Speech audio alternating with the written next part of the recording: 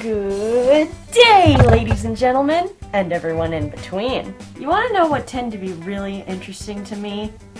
Third-party action figures. Why?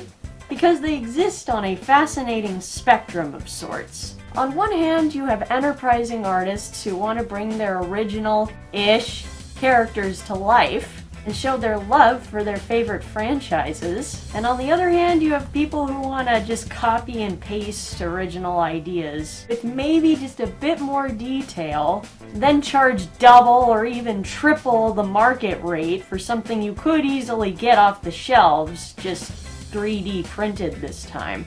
And they can exist from simple and straightforward with not a lot of articulation to super detailed with a lot of moving parts and articulation. From reasonably placed in a spot that resembles something you could get on the store if it was actually licensed by the original IP, to oh my god, what the well, there goes my budget for the next month because what am I gonna do? Not spend $200 on this thing that I missed from my childhood because I was a kid with no disposable income? Well, today we're gonna look at a figure that exists on a rare spot on that spectrum. A figure that not only looks kind of original and looks pretty well made, but is also fairly cheap, considering it's a third-party figure. Today I'll be unboxing the Iron Factory Winged Tyrant Shrike's Feather figure. God, that was a mouthful, wasn't it?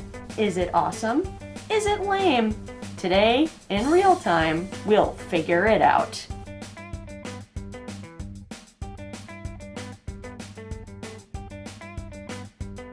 Let's dive in! I honestly don't have much to say about this figure. I came across it in an ad in a promotional email I got from TF Source. Saw this figure and I'm like, well, I'm always on the lookout for more female Decepticons. Seriously, there are not a lot of femme bad guys. And hey, look, it's only 32 bucks! And it looks great! Hot damn, let's do this! And here we are! Let's open this bad lady up and see how she measures on the awesome scale. A reminder that the awesome scale goes from 1 to 5, with 1 being the lowest at lame and 5 being the best at awesome. So here we go! This is a lot smaller than I thought it was. Open up, receipt. Oh! The rest of this is fluff. This is it. Definitely smaller than I thought it was going to be. Hooray! Bubble wrap!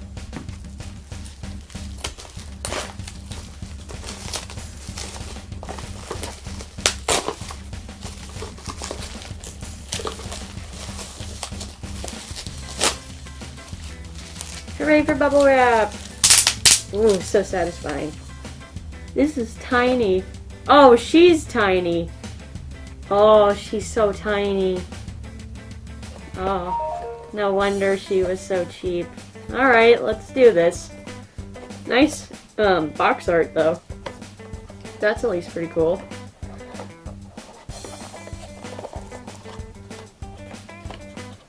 Stiff. Ugh.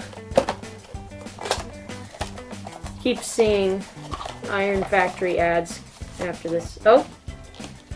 Well, this is different. I've never seen plastic wrap like this before. Here's the instructions. I think I can figure it out though, because she looks like she's based off of the Cyberverse figures.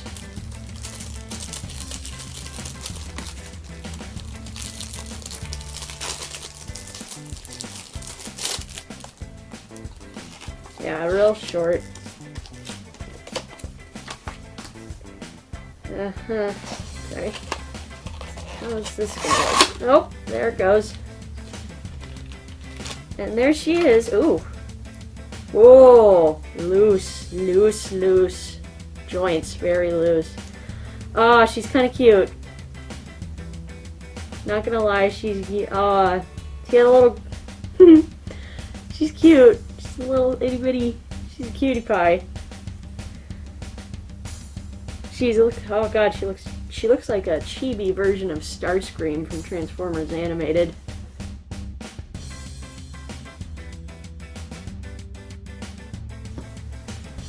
Upon further inspection, so plastic seems pretty nice.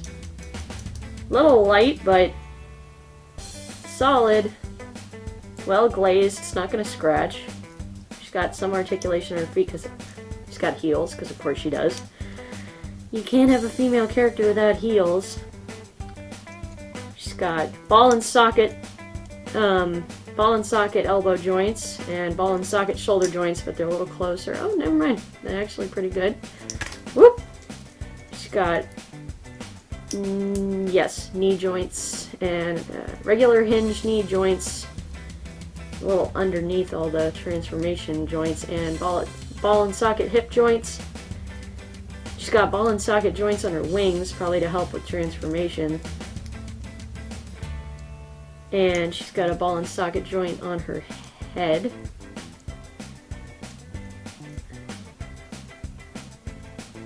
She's cute. And the guns can articulate some. Guns come off, I think. Yep. Little classic Seeker laser beam guns. Like I said, very loose articulation because ball and socket joints everywhere. She's cute. I like her colors. Plastic's nice. I just wish she wasn't so small. So let's transform her.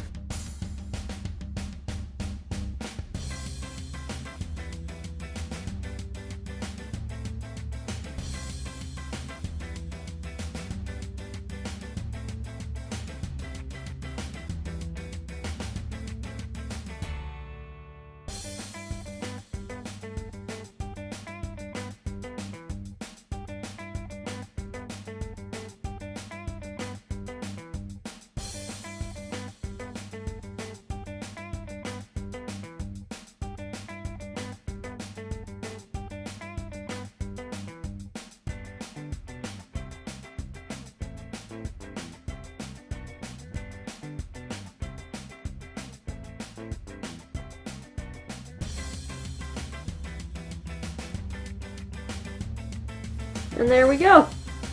There she is in jet mode. Real simple. Very G1 evoked, but a little closer. Yeah, very G1 evoked Power of the Prime style transformation. 10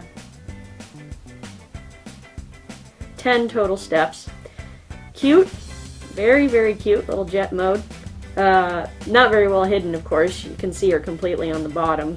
It's just a bunch of stuff to cover the top. But it's cute. Holds nicely.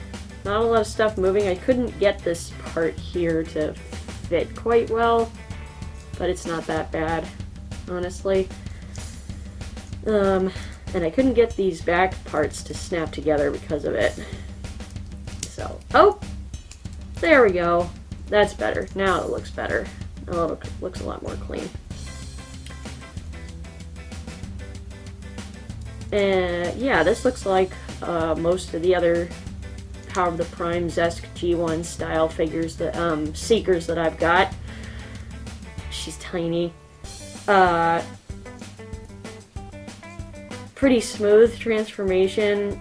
Because of the loose joints, it was a little hard to squeeze everything together, but overall pretty nice, pretty smooth.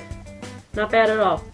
I would say in her robot mode, I'd probably tuck her wings back like this, just because it's a little less cumbersome than just having them out like this. If I can tuck the wings back on a figure, on a Seeker, I will, just because it looks like they're more transformed.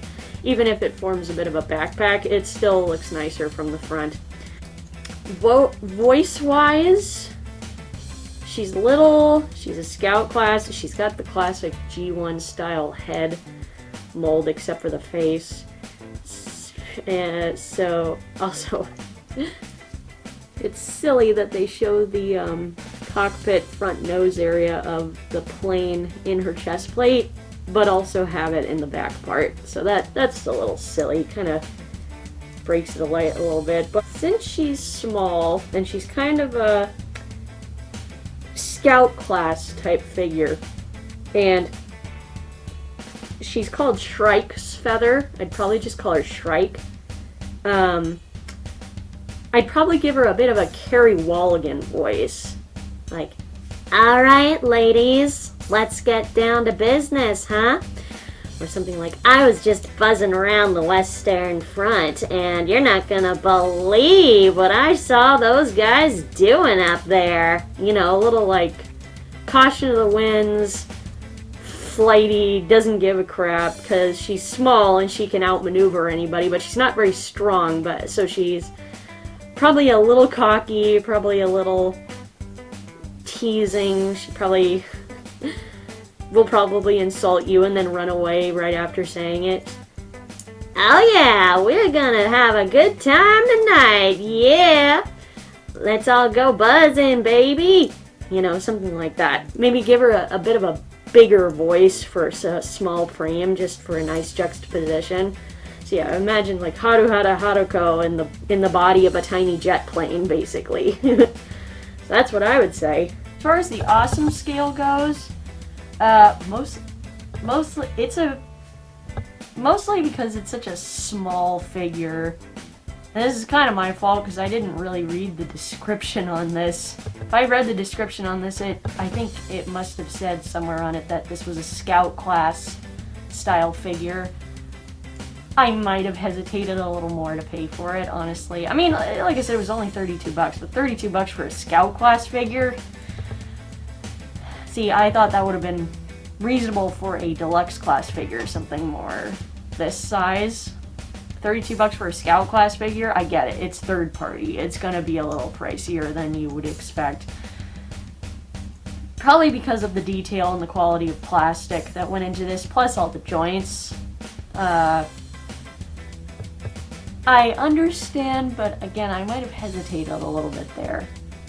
As far as robot mode goes, I'd give the size aside, I would give this a solid 4. This is cool. This is pretty cool. Maybe a high 3. This is a nice figure. Nice points of articulation. Looks nice. Plastic is nice. Doesn't feel like it's going to scratch very much. Feels kind of durable. I don't see a lot of this popping off very easily, which is nice. Vehicle mode wise,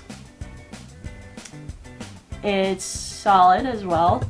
I'd probably give the vehicle mode a 2.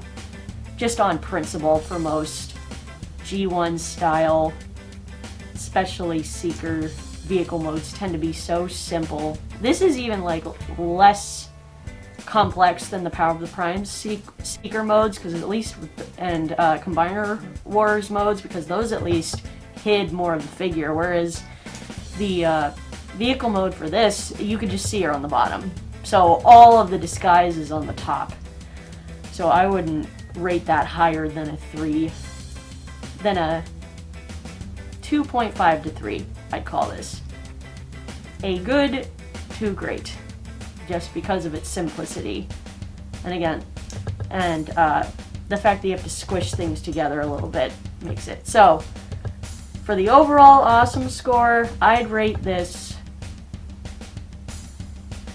a 3.5 to 4. A great to cool. Because even though it's a tiny Scout class figure that was more expensive than normal Scout class figures would go, it's also well made. So I think this deserves a great to cool. So that was Iron Factory Wings of Tyrant Shrike's Feather. I'm probably going to call her Shrike just because it's easier. Fun fact, shrikes are a family of finches that are actually carnivorous, so that's probably why they named her that. Definitely smaller than I thought she'd be. Always read the description before you buy. Remember that. Me. But overall, still pretty happy I bought it. Wish it wasn't that expensive, but I think she's going to make a good addition to my female Decepticon cast. That'll be all for today. Next time, I'm going to switch back to combiners, and we're going to talk about my favorite combiner.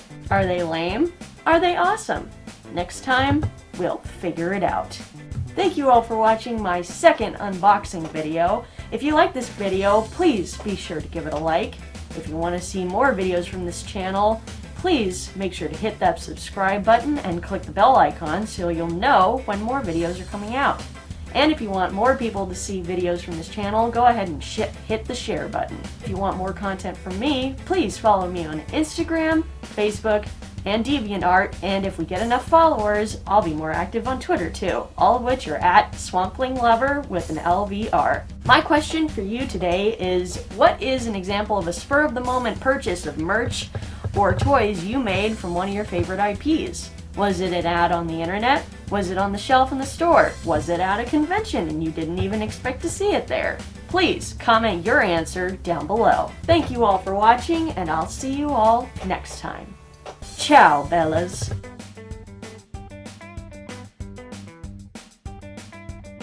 Next time on Figure It Out, I'll talk about one of these lovely ladies.